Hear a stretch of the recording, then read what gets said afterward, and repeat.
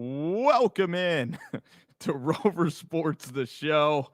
And we are here live tonight. We got some good microphones, and it's Davey Longhorns. He's back. He's back in the flesh. And Dave, how is your night going tonight? Spencer, I'm sitting in the same seat I sat in last week. And Spencer, I don't think I've left this seat over the last week other than to use the bathroom. I'm just stuck here. I sleep here. I eat dinner here. I'm stuck to the seat. Right. And you don't even have like any background No, on that no, no, seat. no background, no nothing. I'm just, in the plain It's White just House. you. Just me and Trump in the White House. Right. And it's you, and you're playing some MLB The Show on there. I am playing MLB The Show. Actually, I just lost 4-1. Oh, Gave up a 3-run homer in the ninth. Alex Bregman, runners on first and second, 2 outs. A 3-1 pitch. I hung a slider down the middle, and he just. and you know what? He probably is listening to the freaking. He probably had some of those trash cans banging. It was an off-speed pitch. It's funny you mentioned that, and then all I hear in the background is just. And then, he just sat on it and. Hit it about 5,000 feet. Yep, and the LSU Jewish Hammer just blasted out of there, and it's rare to see Bregman hit a home run in that capacity. But yeah, you're chilling. You got all your video games. You got one TV. I guess that's all you need. But I try to just venture around the different parts of the house. What I do during quarantine, I like to just take drives. Do you ever just take a drive, even if you're not really going anywhere, just to listen to podcasts? Or do you drive around your house? Your just you got the big old house and the big old driveway. Do you just drive like back and forth, or do you drive like out in the town? I try to drive out in the town, not just around the whole perimeter. I'm joking with you. Yeah, not just the whole golf course, but I'll go out to what's it called? Yeah, just to the rural farmland, and yeah, where you can really kick it like 35 miles per hour. Have you talked to your dad about adding a back 9 to the front 9 of the golf course at the house? I know. I mean, the tough part is the fertilizer, back there, and just getting workers out is difficult, but I think like in the wintertime, it could be possible. And I'm really pissed off because it's par like 37 on the front. And the thing that sucks is we're going to have like 3 par 3s on the back. I want to have some par 5s in there. Do you have like are you like hoping for like an amen corner Augusta? You mean like 13, 14, and 15? 15, yeah. I love that. And I love the par 5s where Bubba Watson could just get after it. You can correct me if I'm wrong. Can you get a par 3 like on the 17th hole, like the Sawgrass, TPC Sawgrass?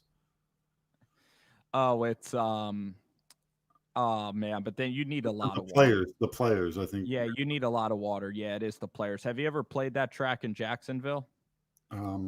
No, I have not played any of these tracks other Any than of the PGA tracks. National.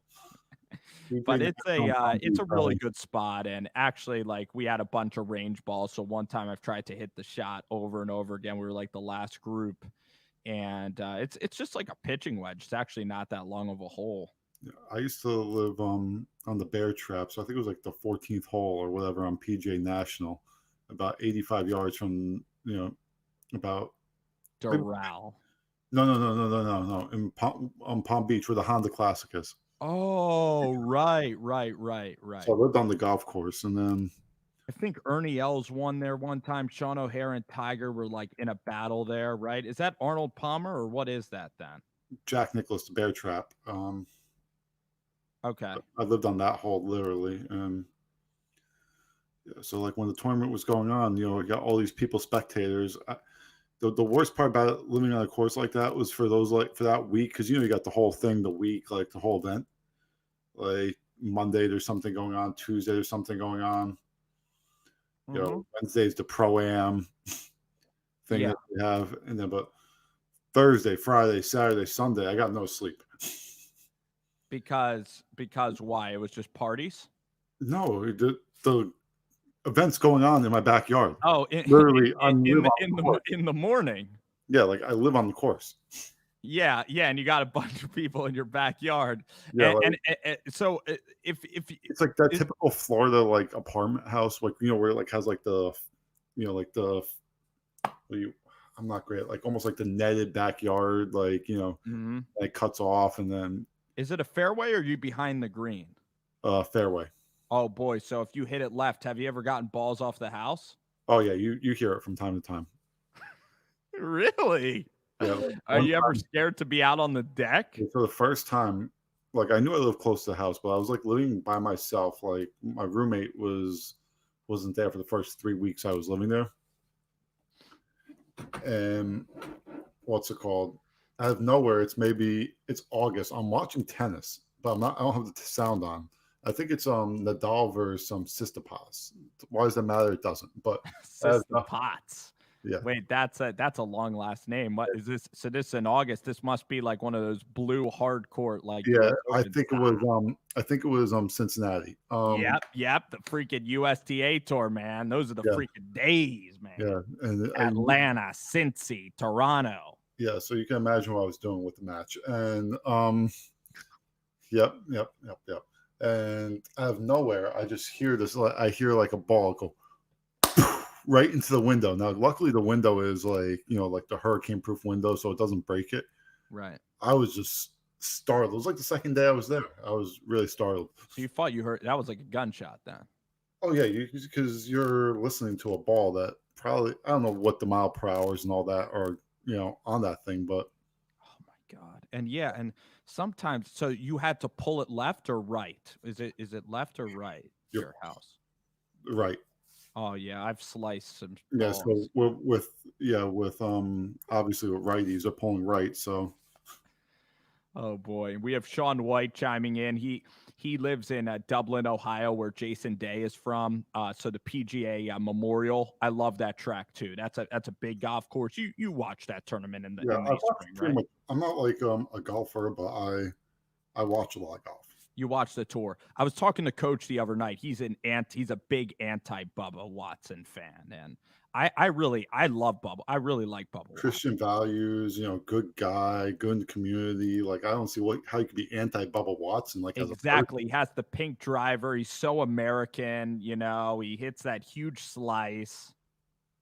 Yeah. So I love Watson. And what are you going to root for? Louis Oosthuizen against Watson or Angel Cabrera? I think who was no, it was Spieth versus Watson actually that one year. Yeah, and where Spieth kind of choked it up a little bit, and Watson just took over. I think, if I'm not mistaken. Yeah, Spieth is a little bit like Steve Kerr in that capacity. He's a little like Captain America-ish, a little plain, but not a terrible guy. And actually, after Spieth lost, now I think Spieth's Your more good friend likable. Tyler has He's not the golden boy anymore. Ever since he lost to that guy from England, that random guy in the Masters, ever since he blew up on the 13th, he hasn't been the same guy. Yeah, your boy Tyler has been at the bar with Spieth many times in Dallas. Throwing it back. Yep, I know the exact bar that he goes to. Wow. It's like a hole in the wall local spot, and he's just in there playing beer pong. And Spieth's always there. Oh my god, it really must be like a dive bar if you could play beer pong at it. Yeah, yep. It's called the Thought. Not the Thought. The Tot. The Thought. Those hoes over there.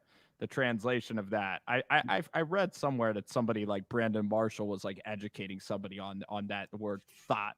But that's also decent transitional material to Jordan. Just calling Dennis, or not calling Dennis, calling Sam Barella ho all last night. He was. Ho. He was saying that Steve Kerr was pussyfooting around in practice. Yeah, absolutely. Let me see. I think the headphones got to stay on, right? They're beautiful. You just I have to keep them on so my voice could still sound decent, because sometimes I wonder if my material's better with or without the headphones, but we're too far into it. I'm going to have to keep it on for most of the show. So yeah, so Steve Kerr, so Jordan, he talks about, pussyfooting around, with Steve Kerr, the practices. So we finally got some some real anti-Michael stuff yesterday. Or it wasn't here, I'm going to take it off. It wasn't anti-Michael. The stuff that we got yesterday during the show was it kind of like tore back the curtains a little bit about Michael Jordan at practice. Yeah, I mean, it's kind of that stuff that you had been hearing all you see, like throughout the whole series, like through your quote unquote experts. You're going to see Michael Jordan's a real ass or something like that, where he's really not that great of a person. And they finally in episode 8 really started shedding light into it. I mean, but it kind of just goes to the point of that's what made him tick. That's what made him great. The others around him, would he have been the teammate that you want? Maybe, maybe not, but he's the teammate that a lot of these guys seemed like they needed, even if they didn't really want him to be their teammate. Right. Like Scott Burrell, it seemed like without Jordan, and actually, if you look at Burrell's career, he wasn't great without Jordan ever, and he wasn't great with him, but his best years were with the Bulls. So. Yeah, and Burrell was one of the guys that just kind of didn't succumb. He didn't succumb to Jordan and his tactics, and Jordan was just trying to continue to get that out of him. But the thing is, Dave, is that you can't kind of be an asshole unless you're a big time player, or else like it kind of doesn't work. Or I'm trying to figure out that relationship. There's some guys like Jonathan Papelbon. There's some guys in sports that are kind of like these bad guys. But for you to really command respect, you have to almost be at that level. And the thing is, Dave, when you look at Michael, when Michael first started off and he was a rookie, he wasn't this type of way. He wanted to gain the respect of the Chicago Bulls. So he kind of grew into this role. Yeah, I think the thing that people forget about, this is just in general, whether you have a boss, someone you work for, a parent, a friend, teachers, and you say, well, the person's kind of an asshole. If they're really good, yes, but if they're that way all the time, the people around it can accept you because they know it's genuine and that's who you really are. And I think that's the one thing that is made clear about Michael is that, it wasn't fake with him getting mad and like pushing people to the brink and being an asshole. This is who he was at his most genuine, realist core. I'm trying to think of a better word, but something like that, Yeah. And he never flip-flopped on it at all. Like, this is who he is all the time. And you have to respect him for it because he is a great player, but at the same time, he's not your best friend one day and then an asshole to you the next. So you don't know where you stand with him. He's an asshole every day, all the time. And you know exactly where you stand with him. So I think it makes it easier for the guys around him to say, well, you know what, this is Michael. And it doesn't probably bother the guys around you as much than say if out of nowhere, they're like, well, Scotty said himself, I'm the guy putting my arm around you, telling you it's going to be okay. Imagine for the 2 years, then out of nowhere, Scotty becomes a complete asshole and is trying to be MJ. Well, the guys will know, hey, this is not who Scotty really is. He doesn't even believe in this message. Yeah, because then Scotty, that would be fake. Yeah. And now with social media, there's so many athletes that say, I want to win. I'm dying to win. And they post like all the training videos, but they're just all doing it for show, for their brand. And that's the thing I loved about Michael is he didn't even want the cameras in there. He was just very personal. He kept things very simple. All he wanted to do was continue to win these basketball games. And that was just the only motive of Jordan. And it was no outside stuff. And I respect his teammates for like listening to Jordan. And of course, with Jordan, he said, like, I will never put them through something that I've never done myself. And with basketball, it's a unique sport because in football, you hear about Brady and Peyton Manning being like, being tough teammates, but a quarterback, I guess, can do that because they control so many things. But in basketball, everybody's so interconnected. I guess you could really have that type of hands-on kind of leadership. Yeah, no, I would definitely agree with it. I mean, I think it was easy for Jordan, and it's almost a cop-out for Jordan, but at the same time, it is the truth. I don't ask these guys to do anything I can't do myself. Well, it's easy to make that statement when you're the best in the world and you have that drive. So, But Right. yeah, Right. he did have a competitive drive that, you know, I would say would drive other people to quitting a sport or just not liking it. But also, I think it's easier to be a follower of someone like Michael Jordan when you say, "Hey, this guy's the best ever." You know, this guy's the goat. You know, whatever terminology you want to use for him, and they're saying he's our Messiah, he's our Jesus, or whatever you want to call it. He's our God. You know, and we're just following him like a little pinion, a little minion, whatever you. Right. A cult. Yeah, it's kind of like a mini cult, obviously. Well, here's the thing too. Last year, there's been stars that have been on terrible, terrible teams. Of course. And when you look at the modern NBA, LeBron was on a team with Cleveland that actually was horrible. And he had J.R. Smith, and J.R. Smith kind of had that game one thing. And LeBron talked about how hard it was to still get along with J.R. Or even last year, uh, I guess I don't want to attack LeBron, but even him on the Lakers, he didn't want to assimilate with those losers on the Lakers. But there's been instances of this in kind of every sport, even Tom Brady and these receivers. But Michael Jordan, for him to like pay attention to Sam Burrell, I really think Sam Scott. Burrell should have been Scott Burrell. He should have been honored that Michael Jordan would take that much interest in his life. And because Jordan saw potential in this guy, and I actually think it's the complete opposite of being an asshole. Because the thing about Jordan is that he really truly cared about this guy and about his potential, and he gave him so much attention. I think it really would have been an asshole move if Jordan just decided to ignore Burrell. And it's like, Burrell sucks. Like, let's just ignore that guy. The fact that he actually gave him respect and actually gave him some credence and some opinions, I actually think that really helped Burrell in the long term. I think Burrell's very, very lucky. Yeah, I would agree with you that Burrell is very, very lucky. I actually don't think Jordan gave a shit about Scott Burrell, the person. He just cared about Scott Burrell getting better so that Michael Jordan and the Bulls could win. I don't think he really cared about Scott Burrell himself developing, more in the fact that he knows that with this guy, the Bulls win. So I think it's almost I would say in selfish ways, he took Burrell under his wing. But I do agree with everything you are saying. You know, I don't know that, and this isn't documented, so we might not know this for another 10, 15 years until, LeBron comes out with his inevitable documentary, Of obviously. course, he's already copying Space Jam. Yeah, like, there's going to be, the last throne or, the king's throne, something stupid, with LeBron. Not stupid, but just like some corny That's name. a good name, actually. Yeah, like, the last kingdom.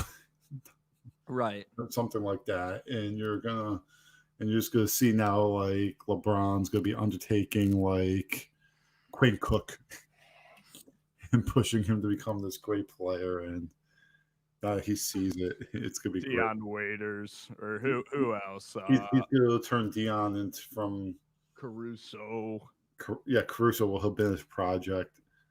All that good stuff. Kuzma, like how we got off on rocky footing, but he stuck it out, and Caldwell Pope, Kentavious Caldwell Pope. Exactly. But so the thing about last night is that I love Jordan getting choked up there, and he really is though sensitive. We were having this conversation last night.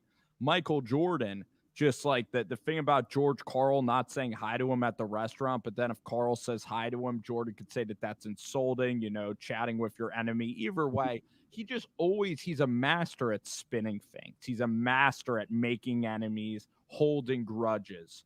And I actually think that rabbit ears quality, if you're a competitor, I actually think you are really sensitive if you're the ultimate competitor. If you're very laid back, you're not going to be that type of personality. But I think that the great ones, most of the great ones have that kind of those rabbit ears that you kind of think about.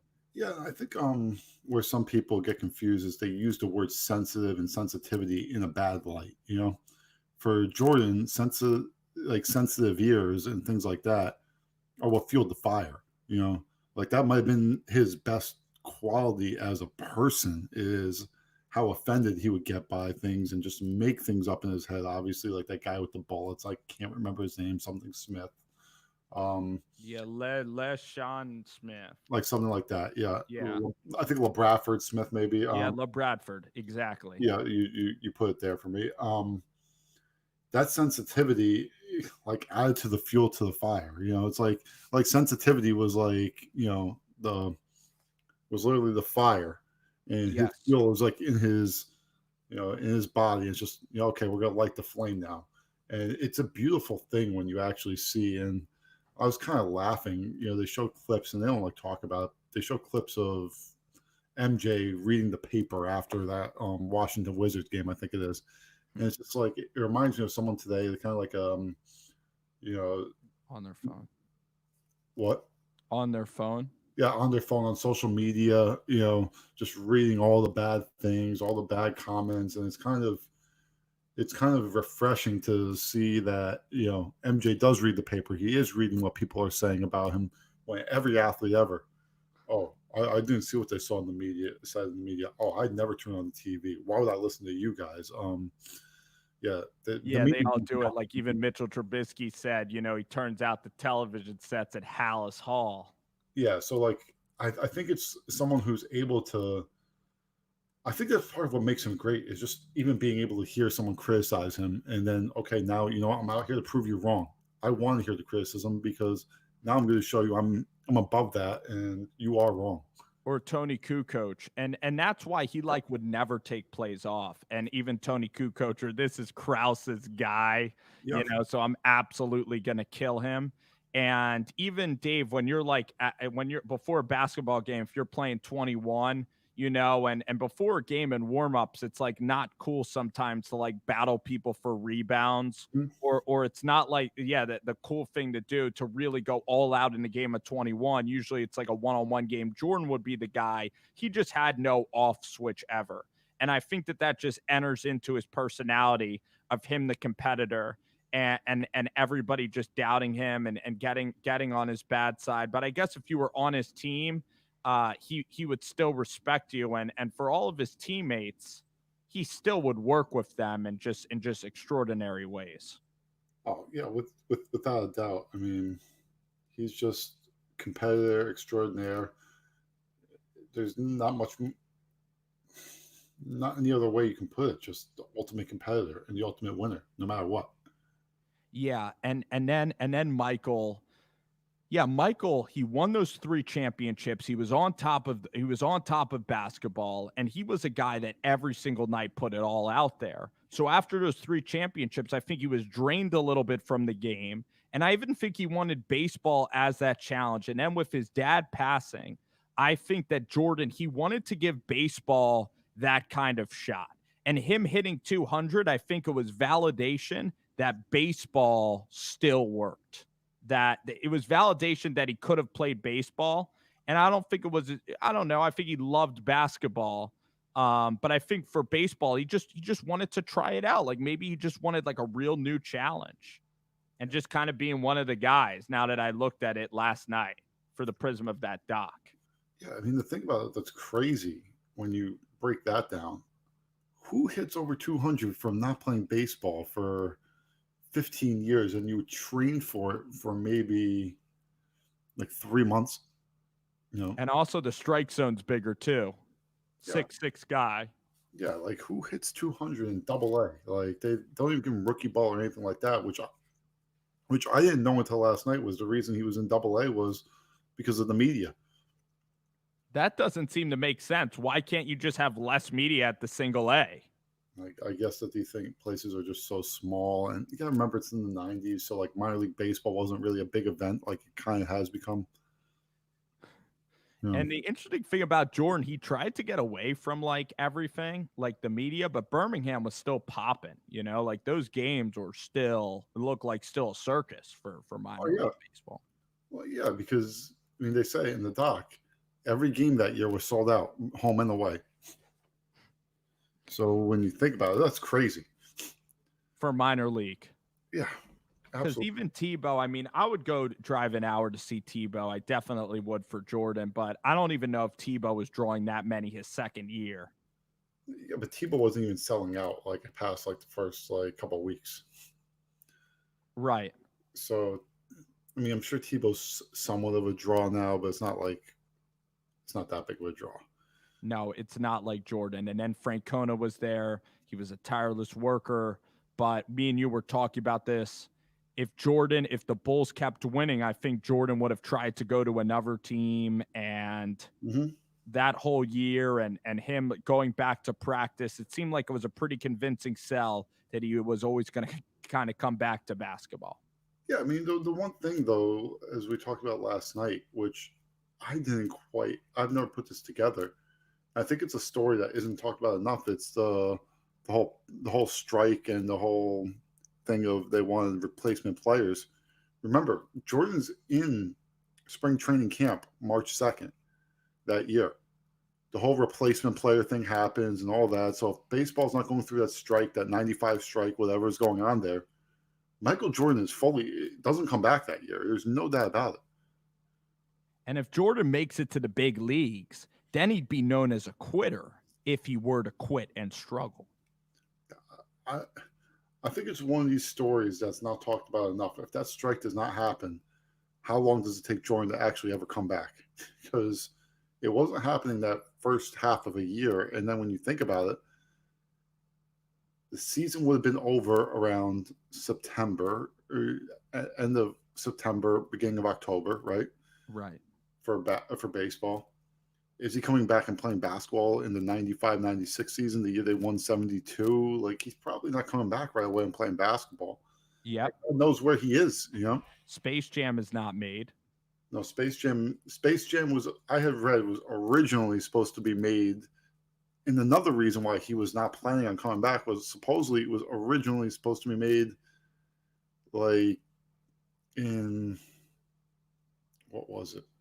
The winter of 96. And I have read something like it was supposed to be like Bird and like other retired players like going through the filming. And Jordan wasn't even included in that? What? He was just one of the guys? No, Jordan was the guy, but I'm talking about like Patrick Ewing, Sean Bradley, those guys. Like they weren't originally casted like for the parts, and like supposedly with those pickup games, I have read this like a long time ago. Some of those guys were able to hop on the Space Jam cast, because of the whole thing. They were having a lot of trouble casting the whole thing. It was very bizarre. Interesting. Yeah. And those games, of course, were riveting to watch. Even more riveting, you can argue, than the Dream Team. And then he got like all the scouting reports. So it was a whole biodome just created for Michael and his trainer and the 72 win team. I think that is the greatest team. I think it's a lot better than the Warriors team. When I look at that basketball team in 96. I mean, I'm just trying to figure out what his bigger win was against the Monstars or the Supersonics that year. I mean, maybe the Monstars. The Monstars, aliens who have superpowers. I mean, I'll be honest with you. I watched that game. Those no fouls. How many times have you watched Space Jam? Probably at least 20. Okay, so it's great. Yeah. Have you ever watched it? No. It's unbelievable. I've never. Is it a PG movie? Is it dumb or is it PG? It's pretty good. Okay, I'm excited to watch that game. Maybe it's like the Harlem Globetrotters playing basketball, or for some reason on Space Jam. But yeah, the aliens, Michael Jordan. I heard all about it. I heard all about the lore of Michael. And then the following year was just sensational year, 72-10. And they ran for the playoffs. Unlike the Warriors, who won 72 games, the Warriors were down 3-1 to Oklahoma City. They had to go to 7 there. I just think the Bulls, and then if they really wanted to sweep Seattle, it's not like if Gary Payton was on Michael, Seattle was going to win that series from the get-go. Actually, since I had seen this number a couple hours ago, the Bulls losing 2 games in Seattle actually is not that shocking when you consider that Seattle at home that year was 38-3. And I think through the playoffs, they hadn't lost a game up until the Bulls, Right. And when you're up 3-0, you take the foot off the gas. You took the foot off the gas, but when you think about it, you won 1 out of 3 in Seattle against a team that's historically good at home also. I mean, it is what it is. After Billions tonight, I have to watch the Space Jam movie. I think it'll be I think it's good to watch, just almost in this whole documentary. Obviously, it's not going to tell you anything about MJ you don't know, but just gives you an idea of the Monstars. Yeah, fine. I'll finally understand all of the references. You will. I think you'll understand the Jerry Krause being that guy, being the big balloon guy. Yeah. Do you have Disney Plus, Spencer? I do not actually. It's on Disney Plus. Okay. It's funny because I'm pushing you in all of these directions, like watch Bloodline, watch Outer Banks, watch Better Call Saul. So I've been like ahead of you in terms of I have told myself I'm gonna watch the Outer Banks. Okay, because it's one season. Is that why? Yeah. I don't have a ton to catch up on, so we got to do a review show for that. Have you watched all the episodes of Outer Banks? Yes, I'm done this season. Okay, so I will probably be done in the next 3-4 days. You got to just sit in that chair. That's what I do. If I pick up a show, I will sit and watch it. I don't have much else going on right now. It's called quarantine. I social distance, even from my parents. Social distance. It's an excuse. Yeah. An excuse. By the way, so are you a type that'll watch like a 3-hour just binge show? Will you watch like 3 episodes in a row? Can you binge like that? Okay, so my favorite show on Netflix is Money Heist. Okay. Money Heist. Money Heist. It's in Spanish, but they do the voiceovers in English. But there's probably about 41 episodes, and they're about an hour long each. I watched it in about 5 days. That's about seven hours, right? A day? Yeah, but no, I lied. I watched 3 seasons, so it was 33 episodes. I watched in 5 days. Sorry, and I watched the 4th season because it came out later. I watched that in a day. That's like 6.5 a day. Yeah, I watched all 8 hours in one day though for 1 season. That's great. And then with Netflix, it just rolls you to the next one. You don't even have to press a button. It just after like 3 episodes, are you still there? Have you ever had that? Does it say that or no? No, it does. I didn't know if you've ever been there with that. What? And it'll click, and you have to click. Yeah, that's a ton of work. Gosh dang it, Netflix. So the thing is too, like about the only thing you gotta have, Dave, is like at the end of the show, you gotta have just like a cliffhanger, and then you're like, I have to watch the next one. Oh, that's the thing about my show Money Heist. It leaves you on the biggest cliffhangers ever. Like the season right now is just on season 4 just ended, and like I'm literally want to know what's going to happen not like in the near future of the show, like in the next 5 seconds. Like that's how good of a cliffhanger they left you on. Like you need to know what's going to happen in the next 5 seconds. This is good. Yeah, you ever watch Fauda on Netflix too? You hear about that one? Might have to invite Sports Doc. It's funny. I'm on his Facebook because we're getting a really good, audience boost, from all of his listenership. Yeah. So. And he's on here, and Sports Doc's on here right now. Sports Doc's on here. He's a guy I have a lot of respect for. He's the best. You're paid to say that. I am not paid to say that. Me and Sports Doc have only met 2 times, but gotta respect his opinions. Yeah, you loved that show. It was you, Doc Lewis. It was Carson Wentz. It was Carson. The Seahawks were coming to town that week, not the first time around. The regular season. I think I correctly said that Seattle was going to win. No, you're all over the Eagles that week. You and Doc Lewis are all over the Eagles. I might have been. And Coach Doc and myself are all over the Seahawks on that one.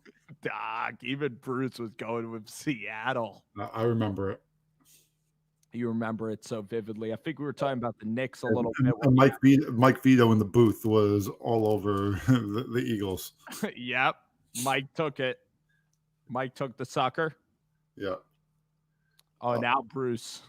When you give Bruce a carrot, he might want to come down now. He wants you to put him on camera. We're going to do some medical talk. Hey, in this time, some quarantine talk. Let's wrap up the doc, rapid fire style. Okay. So Michael Jordan, I think he came across great. Scottie Pippen, I think he took some L's like when he wasn't in for the Kukoc play. I think Scotty, this whole documentary, it really has not painted him in really the first like episode, like where they tried to like make you feel bad for him with the contract. But since like the first two episodes, and I really look at it, it's really been four episodes just And by broken. the way, he made tons more than Michael anyway. Yeah, I think Scotty's looked awful this whole documentary. I think they've made him like just kind of like this jealous counterpart. Yeah, he does it. He took the surgery off. He didn't give a crap about coming back. Yeah, he hasn't. I wouldn't use the word awful. Awful is not the right word. I just used. I would say just hasn't looked good. Could you imagine if Scotty was stoned? What do you mean? Why, you think he's stoned all the time? Because his voice is like, when I was, coming up. Just the deep voice. Yeah, me and Michael. It's not like Coach Ed Orgeron, but the voice is the best. Yeah, no, he's a Southern guy with Southern values, Arkansas guy. Yep, exactly. And he couldn't even go to U of A, but then he dunked over I love the trash talk. Like, I love when he dunked over Ewing and just walked right over his corpse. Do you remember that, Dave? Oh yeah, that was like game 6 of the series. He like punches him on the M1, basically the whole dunk and throw to the ground. Mm-hmm. But yeah, I agree with Doc here. When he quit on his team, it was indefensible. I mean, I agree. You mean when he was on the bench? Yeah, I mean, I explained to you last night where I could see what he was saying, where he doesn't have a regret, but I don't think it was defensible. And guess what? If he's on the, you know what, Phil could have even coddled Scotty and said, Scotty, they all think it's going to you, so get on the floor. You're going to be the decoy. And when you think about the whole Scotty Kukoc dynamic, we're just going to talk from a pure basketball standpoint real quick, all right? You had like 1.5 seconds to get that shot off. Kukoc is a jump shooter. Scotty's never been a good jump shooter like that. He's kind of an open jump shooter. Kukoc could get a shot off. He's 6'10", over the defender. It was a better situation for Kukoc in that particular time. And guess what? Scotty was then painted as this great, great teammate, right? Like as the chill guy. You're going to be Robin. You're going to be chill. You got to go along with the team. Yeah, I mean, Kukoc is the better scorer between Scotty and Kukoc, better shooter and things like that. Scotty just had on the floor more and things like that. Scotty needed an alpha to kind of pull him around like Jordan did. And then Scotty thought, he's the second best player in basketball. He wasn't. It was Karl Malone. It was maybe even Peyton. Reggie Miller was better than Scottie Pippen. But here's the point. I mean, I don't know that Peyton was better than him, but like even like you're talking about a time of like Hakeem Olajuwon, look what happened to 2 years that MJ wasn't in the league. Hakeem Olajuwon dominates the league. They win 2 titles. The dream shake. Yeah, I mean, even by the time that 94-95 season, Shaq is one of the top 3 players in the league. Right. So, like, Scotty is not that guy. Scotty didn't have real room to talk. He looked poor. He's number 2 of all time. That's what it comes down to. We were talking about who was the guy actually? We were talking about. I have one more topic before we get to our main subject. It's BJ Armstrong. Just gets the biggest boost ever. I mean, he's getting to talk more than he's ever gotten to talk before. BJ Armstrong has come from the dead, and we have now remembered that BJ Armstrong is alive. And I think this is more for like BJ's whole family, if he has kids or things like that. Like, yeah, your dad was an NBA player. Like, Dad, you're still small. Like, there's no way you played in the NBA. Now he's like showing to his whole family, yeah, I did. And Bill Worlington and Purdue, but he got his own Hornets cut and everything. He's narrating every 2 seconds. He's a major part of the doc, which I find funny, but it is what it is. But I guess if you don't have Scotty and you don't have Michael talking, you need a third person. Let's go to the ultimate third wheel. Okay. Ahmad Rashad. Oh, Ahmad Rashad. Talk about a guy. Have a whole 10 minutes on Rashad in the car ultimate wingman, never going to push any buttons with Michael. And being a friend of Michael, I'm sure like it's weird because you kind of have to be a beta because I think if you attacked Michael like Charles Barkley did, that he's going to eventually turn off. What do you think that is? I mean, the thing about Michael, he's such a competitor, but yet he's so sensitive. So if you kick his ass in golf, is he going to keep coming back? Or you think it's easy to be a friend of Michael? Like, how do you think Rashad did it for so long? Well, I think it just, lack of a better term, a lot of ass kissing. Michael, maybe you don't always have to tell Michael you're the best, but you know exactly how far you can push that button. How real you can be with him and how real you really can't be with him. Right. You can give Michael advice maybe up to a certain point, and he probably understood that, and that's probably why they click. But Ahmad Rashad is not a journalist. He basically is, he worked with NBC Sports for a while, but his NBA journalism has nothing to do with anything other than being Michael Jordan's best friend. And this documentary makes that stunningly clear. He seems like he's a very good journalist. He seems like he can really speak. You look at former NBA players that are now doing the show, they're not all great. I'm not going to mention names, but Yeah. And Ahmad Rashad can be on the jump. It seems like he could be on shows.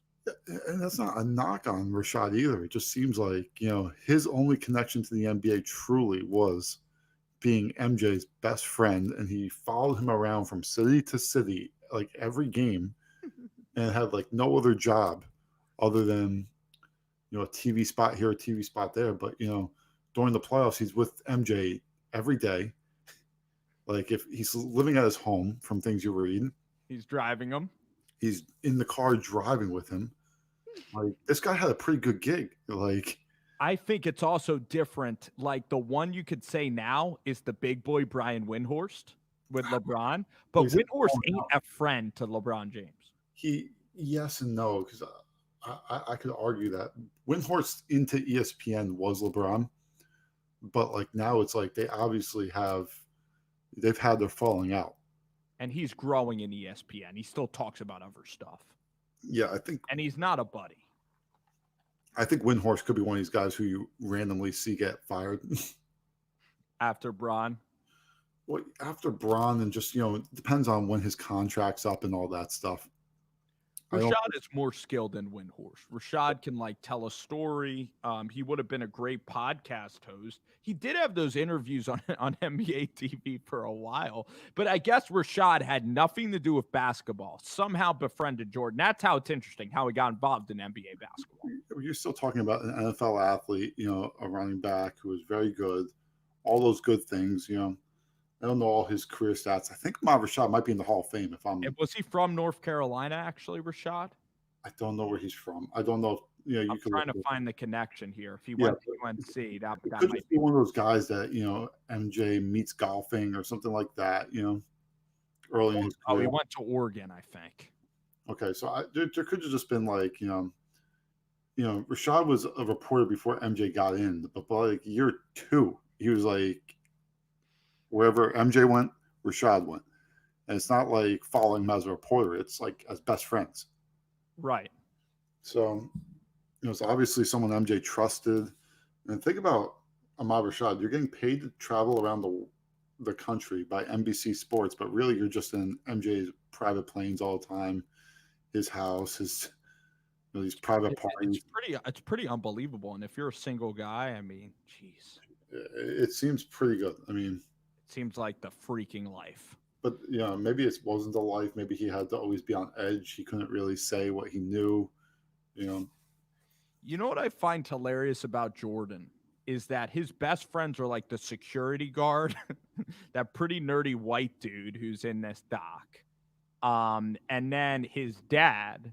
And what I wanted to ask you today, would James Jordan be received the same way? I think yes, because when you look at it, and it's not quite the same example, but when you think about it, think about how well Kevin Durant's mother is accepted, like on the sidelines of games and things like that. I'm not saying Kevin Durant's Michael Jordan, but it's comparable to some, Gloria James, LeBron's mom, but not quite as much as now. What's it called? Giannis's mom's kind of becoming that. So I think it's Think of a father figure though, a male figure. Del Curry, Right. but he's in the NBA, was in the NBA, so I don't know. I think it's accepted. It's just a matter of it has to be real and genuine. And if the player likes it. Now, LeVar Ball, I mean, he's coming on these shows, so he's very different than James. But the funny thing about James is I think that the media now would paint James as being an overbearing father, like with the baseball stuff, with doing his media for him. They'd say, like, let Jordan be himself. Like, I think the media, some people would really criticize Michael for even relying on his dad, like, too much, or might even tease him for hanging out with his dad so much, and they would judge him. There'd be negativity towards James Jordan and towards his, and they'd say, like, James, what did you do yourself? And I just think the media just loves to create like just this negativity. And even with LeVar Ball, I don't really care about, I'm not one of these guys who hates LeVar Ball. I'm not. I don't know where you stand on that. I think LeVar is, as a business person, is fairly criticized. I think he's, the whole big baller brand. I think it's a fair criticism. But LeVar as a father, and you just when you think about the core developing your kids and what he has done for his kids, I think he's been a great father. Forget the big baller brand. I mean, you've produced Zoe, who's going to be an NBA pro for a long time, obviously, as we see it now. He basically spoke the number 2 pick into existence with the Lakers, which is comical, but he did it. And Kids love him. The Jello thing, the whole college experience probably was never going to work out for him He's at that getting point. coached by Gibbs now at Oklahoma City. Yeah, but In the G League, that kid can really shoot, and he has size. Is it just his defense is so pitiful that he's not getting a shot? He's a favorite player, and he's a little slow, all that good stuff. But he got arrested in China, so basically, I think was kind of was going to be forced either to transfer or just not play basketball. So they kind of pulled him out of school. I think they didn't want the embarrassment of that to the family, so obviously he was suspended. So I don't think he ever wanted to be labeled as a transfer. So they did that whole JBL thing. And LaMelo is going to be a top 10 pick come hell or high water, possibly the number 1 pick. Yeah, LaMelo is. I think LaMelo just has a special feel for the game. I think he'll be good, but I don't think his defense is next level. His competitiveness, we'll see what happens. But either way, he's going to be an NBA pro for a long, long time. And D'Angelo Russell at worst, so he'll be good. He'll be good. He so fits. when we're talking about LeVar and all the antics and all this stuff, I can't say it didn't work. Like maybe you don't agree with everything, and maybe he hasn't been right on everything, but and also the ball in the family thing, like that they do on Facebook, makes a pretty good amount of money. So, and he's kind of trying to be like what Michael was like with Nike and really create like the own brand thing. Yeah, and then when you look at it, like even Zoe and Melo, they're 2 of the most followed basketball players in the world on social media. More so than most NBA guys. Why? Because they've created this big following. So. Yeah, and even the middle kid gets pushed all the time. I mean, even Oklahoma City would draw, and there'd be fans hollering for the kid to play in the G League game. So I mean, they haven't totally failed. I would consider him like a poor man's Kris Jenner type of guy.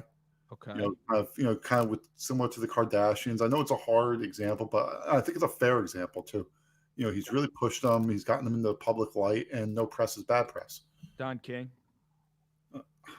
Yeah, kind of like that. Like eventually they built a brand, and it's just the reality of it.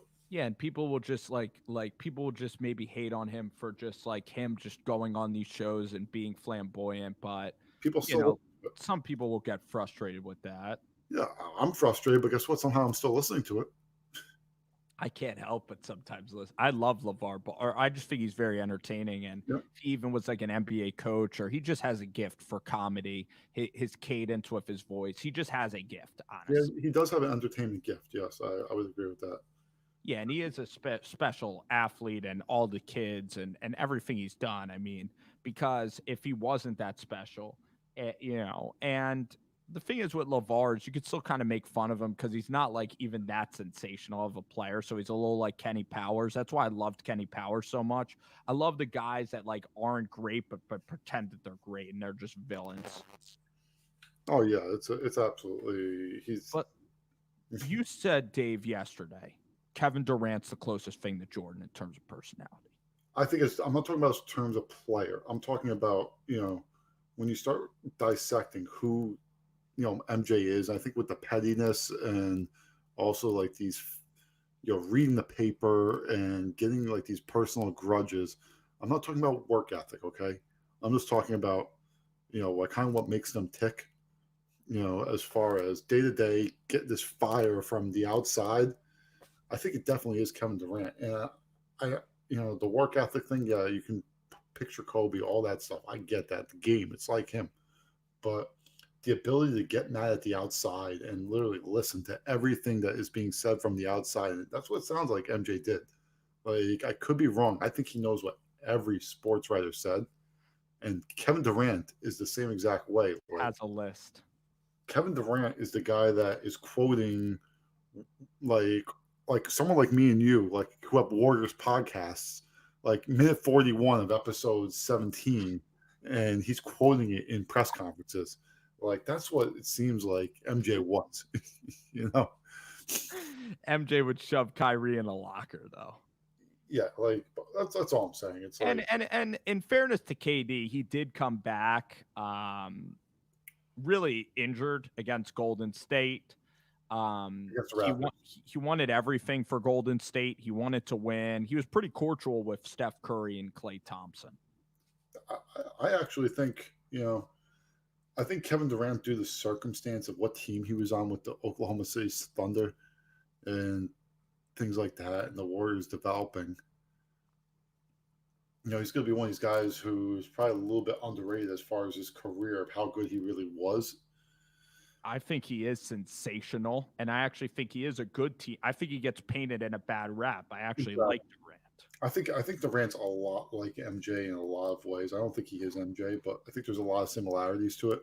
And I think just also kind of the way he acts is maybe it's a little more public now, and maybe some of these things that we're discovering now about MJ being what you would call not such a great teammate, maybe it's kind of there with Durant. And also, I think I actually think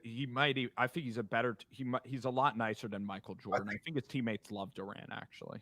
Even Curry liked Durant. I think also the thing, I think it's hurt LeBron too at times. The thing that has hurt their career, it's these elongated all year. What are you going to do in free agency multiple times in their career? So it just kind of builds a hate towards these guys too at the same time that you love them. That whole last year with Golden State was a circus from day one. And Durant should have just said, but unfortunately Durant wanted to leave. He couldn't say anything. Yeah, you guys, And Durant wants the challenge now. He does. He could say that that Golden State, that he was in Golden State and that winning was very cool there, but he wants to do it on his own now. And I think in a place like Brooklyn that really hasn't experienced the success. Okay, and it's funny, I always hear this from people. Well, outside the end of MJ's career, he did everything with the balls. He didn't have to go running around. The one thing that people don't talk about enough in this documentary, as much as Jerry Krause tears apart the Chicago Bulls and really seems like the biggest dick in the world, when you look at it from basically 1988 to about 98. Now, don't get me wrong, he tears apart the Bulls and is an absolute dick, right? Yes. Makes some pretty damn good executive moves.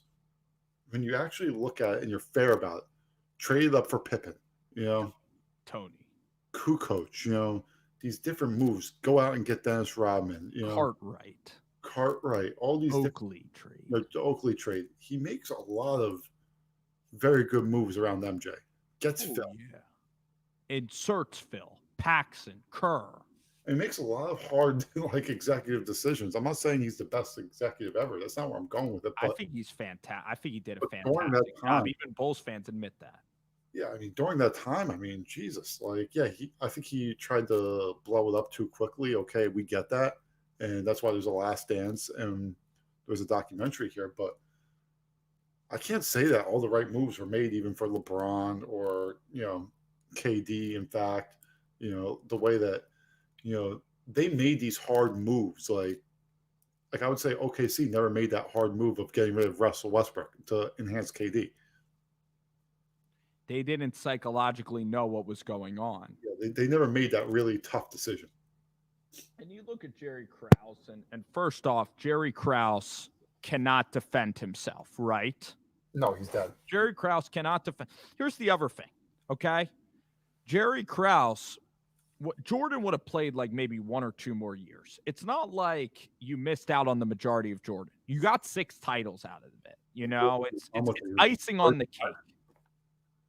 35 at the end of 98, maybe 35, 36 at the end of the 98 season. So he was pretty much on the way out anyway. Yeah.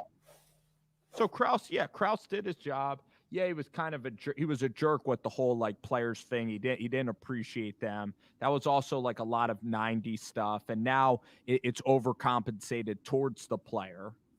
But yeah, Jerry Krause did a sensational job. Doug Collins kind of got shafted a little bit, with understanding Phil Jackson was coming in, but Doug Collins still got his opportunities again in the league. Definitely one of these guys, though. It seemed like the one thing that has been portrayed, it's like he was able to make those hard decisions with good players and move them on when needed. And that's it. That's what being a general manager is all about. Yeah, I just obviously you have the best of all time. And so, Dave, in football, then going by your argument, I think Odell Beckham. Do you think he has a little Jordan in him because he has he's the most sensitive athlete in the NFL? He reads absolutely everything about him. Yeah, I would say he has. Yeah, but I don't know that his motivation leads to on-field, or has led. It's too outside, too commercial. It's too commercial. But what I'm saying is, I don't know if it's led to on-field success, like the getting mad and things like that. It actually seems like when he's mad, he has deteriorated his play. Like, the kicking of the nets and I think when you have a cool-headed, like focused Odell, and that's not like so worried about the outside noise, I think it's always been the best Odell. Durant can somehow turn the outside noise into quiet focus. Michael could do that. Wide receivers, though, it almost never helps to be a jerk as a wide receiver because you got to get along with the quarterback. So it maybe if Odell played an individual sport, he could be Tiger, he can be sensational. That's the tough part for Beckham is like, if you want to win games, sometimes you're only going to catch 4 passes for 48 yards. Or would Odell have been okay being on that 49ers team with Garoppolo last year? I don't know one way or the other. I don't think it's, about making Odell the point of this, But I think like another guy in the NFL who seems to be able to turn up that notch when, adversity hits. I mean, it's the great one is Tom Brady, In the years of, Deflategate and things like that, he seems to have had his best years, wins championships, when there's a lot of noise. But yeah. Watt. JJ Watt. I mean, JJ Watt. JJ Watt gets hurt more often than Carson Wentz. I don't know. He's playing. He has the "Remember the Name Fort Minor" songs going in the background. I love JJ Watt, but it just doesn't seem like he's really done anything in his career other than play that Saturday game at 4:00. Yeah, he's, and that's not necessarily his fault because really you need someone on the other side of the ball to really make it special. But like now he's always hurt. So like in the best times of his career, he's just, not a great quarterback, and now he's always hurt. Houston needed Jerry Krause because the Houston Texans, the thing about the Texans is that they've never all been great with the quarterback with everything in place. Who was their quarterback like before they even went to Brock Osweiler? The Yates of hell. I mean, Shawshank Redemption. Yeah, it's just like you overpay for mediocrity, and that's what you get. It's Schaub. You're going to need a quarterback to get you by. We're here. It's the Rover Sports Podcast. We're recapping The Last Dance. For the last 10, 15 minutes here, let's just talk a little bit. I think it even might be a 10-minute conversation Okay. What do you think about this Zion Williamson news going on? I'm kind of getting familiar with the story, so you can kind of even present the story about Zion Williamson. And what's the whole deal with him? He's being sued by a foreign marketing agent that he signed with right out of college, and then she wants him to admit like these things about Duke and the Nike, all that stuff, right? Right. I think it's all slander. I think it's all BS. I don't even think she knows that any of this went on. She's just making the big presumption that this happened, and Zion will never ever show up in court and admit any of this. So it's the biggest waste of time. And her whole objective in this, the whole objective was to get the lawsuit to be public so that people could see what she thinks he did, not to actually get Zion to admit it on stand. I think that's what she's doing. Wow. So you're basically introducing the story to me. So who is basically criticizing Williamson again? I just drew mental blanks. His former marketing agent that he signed with, and then he signs with someone else like 2 months. Female former agent. Yeah. And I'll tell you one thing, she's ensuring herself that she gets no other client ever again by doing this. She's trying to make money off of Williamson. Yeah, she is gung-ho. And it isn't the parents. It isn't the parents that would ever do this to Zion. No. So basically what happened with Zion last year, he signed with an agent, all right? And then he fired the agent, whether it was after the draft or before the draft, and this agent now is suing him for a breach of contract. This agent has sued him multiple times before this, do the breach of contract, all this good stuff, for about $20 million, something like that. Maybe it's more. I don't know. Now she has added to her lawsuit, he has to admit that he got paid by Nike, this, that, the other thing. This is not going to hold up in any court because there's no reason. All this stuff has nothing to do with, her lawsuit. Zion, or yeah. Her and Zion. If Zion Williamson took money from Duke, what does that have to do with signing with an agent after he was done with Duke? Exactly. This is just between him and the agent. Yeah, so she's just trying to slander his name as much as woman's like Avenatti a little bit, just throwing shit against slandering his name. It's bizarre, but she got her point across though. We're all talking about it, and she has muddied up Duke's. You know why? Because everybody loves to attack Duke. Yeah, so she's done it. She's muddied up. Like the Duke lacrosse case. Yeah, I really think Zion's. I don't even think Duke would need to pay Zion. I don't think he's even that type. Recruit and whether what happens or doesn't. But Zion's the most likable Duke guy ever. That's the funny.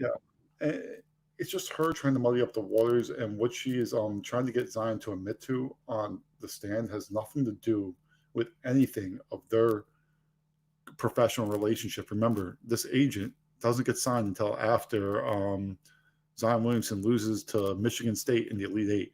So anything before then, she has nothing to do with his life. This is dumb in the court case too. You're seeing why Zion dumped her. Yeah, like as I said, I think it's just a media slander. I think this is just trying to get Zion to settle out of court. I think that's what she's doing. She's trying to dump things and right. Just it's so annoying. He's just going to settle. Yeah, I mean, I guess that's what she's trying to. I think you're trying to annoy the crap out of him to settle out of court. That's what happens sometimes. Yep. And there's a lot of smoke with Bill Self, but nothing ever seems to happen with these stories. I think Bill Self, the hammer could be coming down soon. We've been saying that for like 3 years. Or Sean Miller, hammer right into his head. He doesn't even feel a thing. He's still coaching. Sean Miller has not. I'm talking about the NCAA. One second. I'm going to look up on my computer. Here. Okay. If they suspend Self, then that's a different story. They suspend Bill Self. They're basically. Yeah. Basically, over the last few days, it's been coming out that the NCAA is going to draw a hammer into Kansas, whether it's this year or next year. They've given them the nose of their allegations for the Adidas stuff. Yeah, supposedly it's egregious and something's going to happen. I think Bill Self will be out of the college basketball before this ever happens. I would say look for him to go to the Chicago Bulls. Self is just so great at just getting out of trouble, and keeping that good boy image about him. Of course. I love Self. He's a different type of character, for sure. He's a different type of guy. He's fun. He has all the sayings. Man, Bill Self is. I just think like he's Midwest and a good guy. I went to Kansas basketball camp actually when they beat Chalmers. So Fog Allen. I don't know. Have you ever been to Fog Allen before? I don't think so. No. Yeah, it's a pretty magical place to go to a basketball game. But yeah, if something that would be the biggest news if they actually suspend Self for a whole year, then he'll be out. Then he'll almost be out of basketball. But with Calipari, nothing seemed to really happen, and I don't know to use a Jordan term, the NCAA is pussyfooting around all the time with the scandals here. I 100% agree. I mean, and the cops getting involved was just the dumbest thing. What do you mean, the FBI? Yeah, it totally was a waste of time. Well, that's the only reason that they know of these allegations anyway. So yeah, it was a waste of time, but it is what it is. Yeah, and we'll see what happens with college basketball. I am excited for next year. Sam Merrill already said, you were right. A lot of these kids, nobody's going to stick around to play another year of college basketball. And even the recruits like baseball players, spring sports, they're probably still going to bounce anyway and not play their senior year. Yeah, I mean, I think the baseball draft, if you saw, is going to 5 rounds instead of 40. So it's going to be interesting what happens there. And I think the professional route for a lot of these guys is, they see professional sports are going to return around the world. We don't know what's going to happen at the NCAA. If there's even going to be a season, that's a big if. We all assume there will be, but we don't know. They will be playing professional basketball somewhere in the world. These guys will find contracts somewhere, whether it's the NBA or, if they're playing Taiwan, they're going to find money.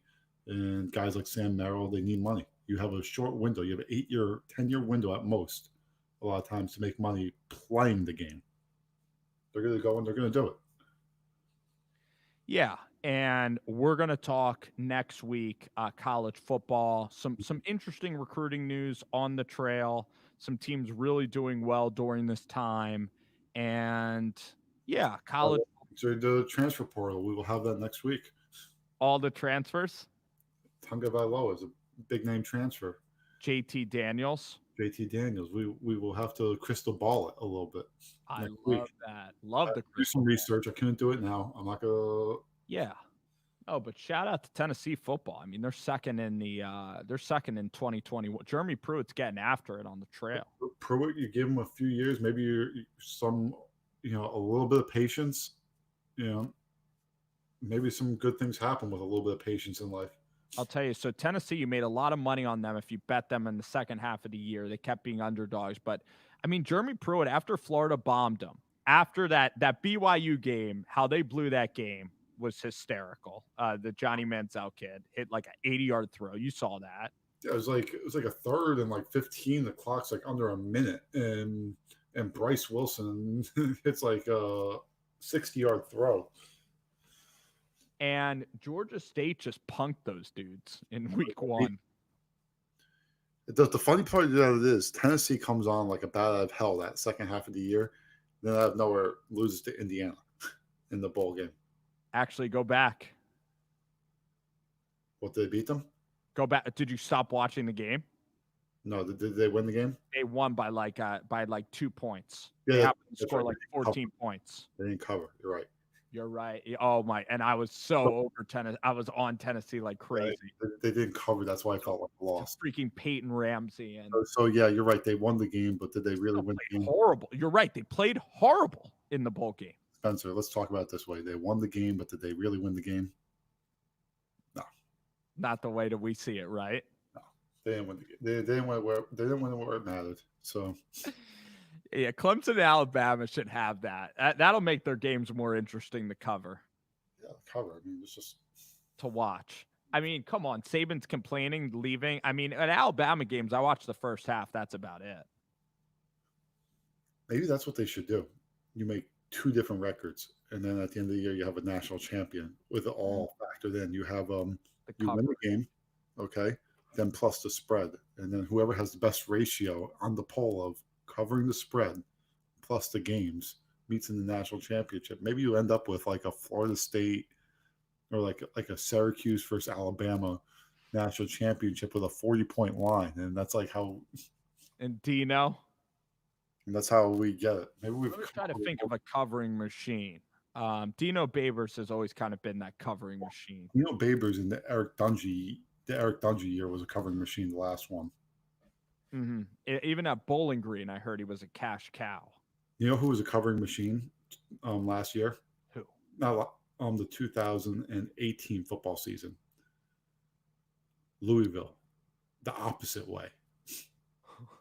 They only covered one game all year. So like if you wanted to, if you It's like Chad Morris this year. if you faded them, they literally did not cover anything. And they were pretty high at the beginning of the year. They were And like you had Jawan Pass, and it was Petrino, literally the recruits in there. Might have been 2-star athletes. it blew up completely. And then Bobby made out like a bandit. Where is he now? Missouri State? Yeah, he is.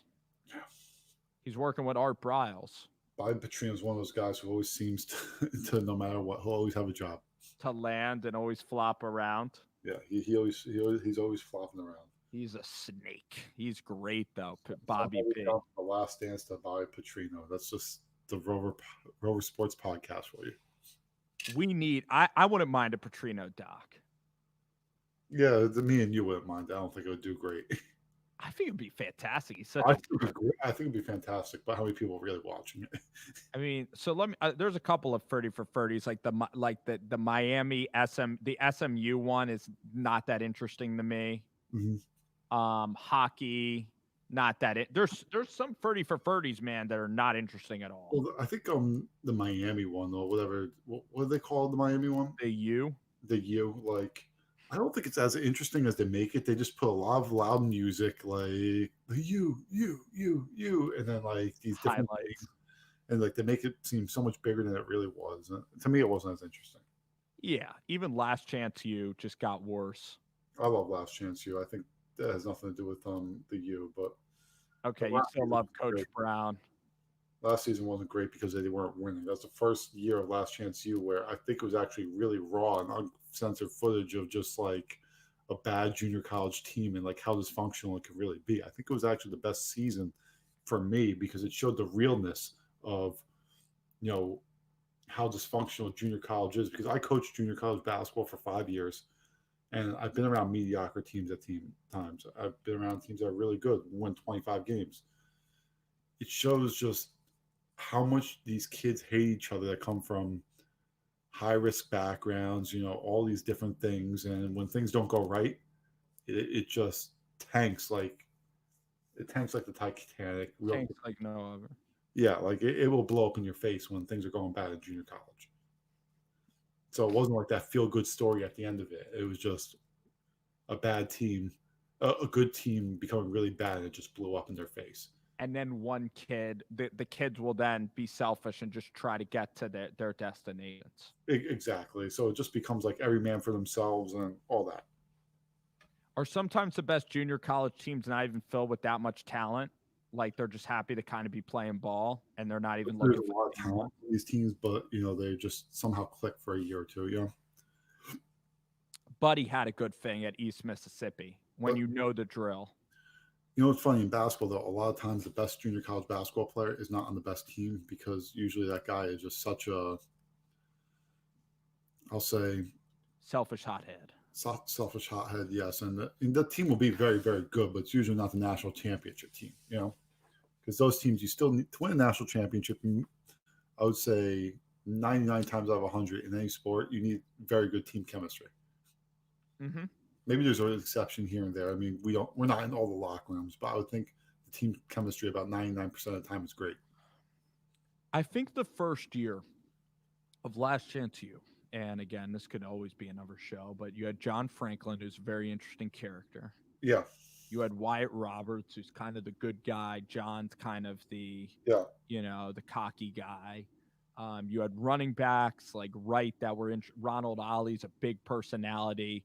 The coaching staff was really accentuated, and that this independence. There was Jason Brown, and the other coaches were not entertaining at all. No, Um, Jason Brown was a show itself, and I think he made sure of it. it was he was good for about 4 episodes, and then like the cursing just kind of blended in. Mhm. An even better character was the guy at Garden City who's like, I'm not like Brown at all. Like he runs a trash program, he's classless. And meanwhile, the guy As him as Brown. he's just almost fighting Brown. Yeah, he's no different. That's junior college to a T. The guys in there. Yeah, like everyone thinks they're better than everybody else, but they're still the same. They're still the same guys, and they still got the same edge around them. And it is what it is. And Brown, just at the end, it's kind of controversial how he got away. I mean, he was a ticking time bomb, and maybe they just kind of needed to get him away. Exactly, I would agree with that. Yeah, Jason Brown, and Jason Brown, he still could maybe have a job in media. It would be so funny if he ever got a big time gig, but I don't even think he's the type of guy that like would even want the big time gig. I don't even, you know what I mean? Like I don't even know if he would take that job. I agree. Brown was blessed, or Brown is community college football, but Davy Longhorns. It was a great show, had a lot of fun, and I'm going to put this on the podcast.